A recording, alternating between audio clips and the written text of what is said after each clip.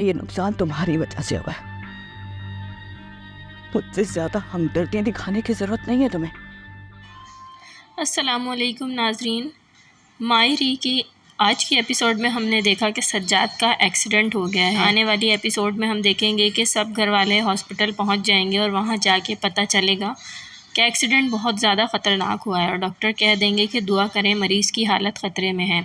ناظرین ہو کر اپنا برا حال کر لے گی اور بالآخر وہی ہو جائے گا جس کا فہمی کو ڈر تھا۔ سجاد ایکسیڈنٹ کے بعد بچ نہیں پائے گا، اور یہ بات فہمی اور ایمن کے لیے بہت زیادہ افسوسناک ہے۔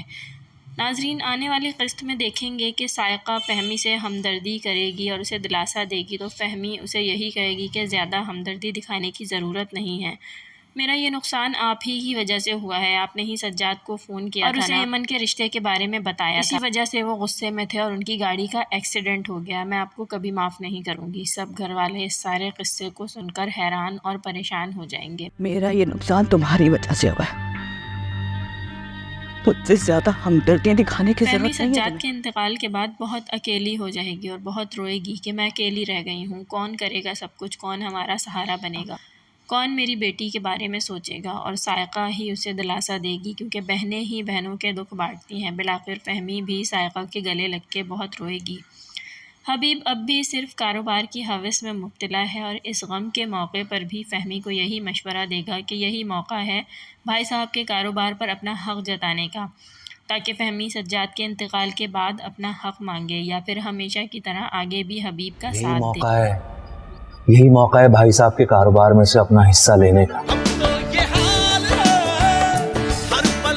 ناظرین راحیلہ اندر کمرے میں بند کھڑکی سے سارا منظر دیکھے گی اور یہی سوچے گی کہ اب تک تو میں جو لوگ اس گھر میں موجود ہیں انہیں ہی نکالنے کا سوچ رہی تھی، اور اب سجاد کے انتقال کے بعد تو فہمی بھی اپنی بیٹی کو لے کر یہیں آ جائے گی۔ مشکلوں سے اس گھر کے لوگ کم کرنے پہ تلی ہوئی ہوں، فہمی اور اس کی بیٹی ہمیشہ کے لیے آ کے نہ بیٹھ جائے۔ اتنے میں حبیب کمرے میں آ جائے گا اور راحیلہ سے کہے گا کہ تم اندر کیوں بیٹھی ہو، اب تک باہر کیوں نہیں آئی، یہی تو موقع ہے سب سے ہمدردی جتانے کا اور سب کے دل میں جگہ بنانے کا، اور تم اندر گھس کے بیٹھی ہوئی ہو اور یہ کیا رنگ برنگے کپڑے پہنے ہوئے ہو، گھر میں شادی نہیں ہے، انتقال ہوا ہے، جاؤ دوسرے کپڑے پہنو اور باہر آؤ۔ راحیلہ حبیب کو دیکھتی رہ جائے گی۔